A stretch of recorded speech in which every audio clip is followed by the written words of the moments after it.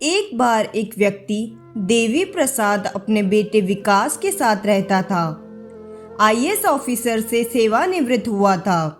उसने अपनी तरफ से अपनी उम्र में काफ़ी मेहनत की और काफ़ी दौलत भी इकट्ठी कर ली। एक दिन देवी प्रसाद की तबीयत खूब ज़्यादा खराब हो गई और उसकी मरने की हालत हो गई। फिर उसने अपने बेटे को अपने पास बुलाया और वसीयत देते हुए कहा, बेटा, यह लो मेरी वसीयत। पर बेटा, मेरी एक आखिरी इच्छा है, क्या तुम उसे पूरा करोगे? तभी देवी प्रसाद का बेटा विकास बोला, पिताजी, इसमें कौन सी पूछने की बात है? बताओ, आपकी क्या इच्छा है?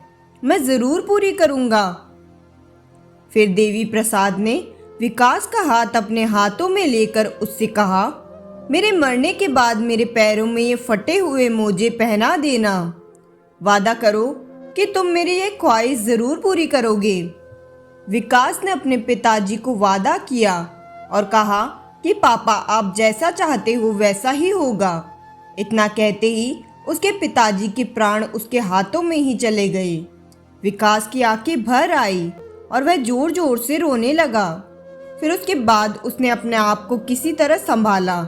पिताजी के मरते ही नहलाने के बाद विकास ने पंडित जी को अपने पिताजी की ख्वाहिश बताई।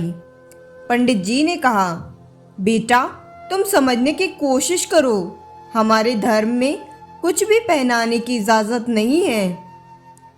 पर विकास नहीं माना और उसने जिद पकड़ ली कि वह अपने पिताजी की आखिरी ख्वाहिश पूरी ज़रूर करेगा, क्योंकि उसने अपने पिताजी से वादा किया था। बहस इतनी बढ़ गई कि शहर के पंडितों को जमा किया गया, लेकिन कोई नतीजा नहीं निकला। इसी माहौल में उनके घर का नौकर आया और आकर विकास के हाथ में उसके पिताजी का लिखा हुआ खत दिया, जिसमें उसके पिताजी ने लिखा था कि मेरे प्यारे बेटे, देख रहे हो, दौलत, बंगला, गाड़ी और बड़ी बड़ी फैक्ट्री और फार्म हाउस के बाद भी मैं एक फटा हुआ मोजा तक नहीं ले जा सकता। एक रोज तुम्हें भी मौत आएगी। मैं तुम्हें आगाह करता हूँ कि तुम्हें भी एक कफन में ही जाना पड़ेगा।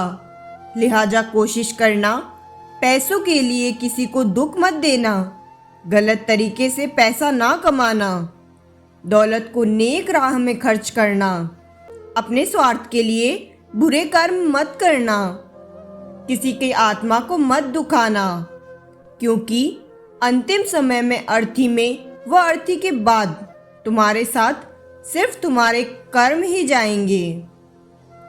अपने पिताजी का खत पढ़कर विकास को समझ में आ गया कि उसके पिताजी उसे क्या नसीहत देना चाहते थे, अर्थात पैसों के पीछे कभी भी नहीं भागना चाहिए, क्योंकि हमारे मरने के बाद हमारे साथ केवल हमारे कर्म ही जाते हैं।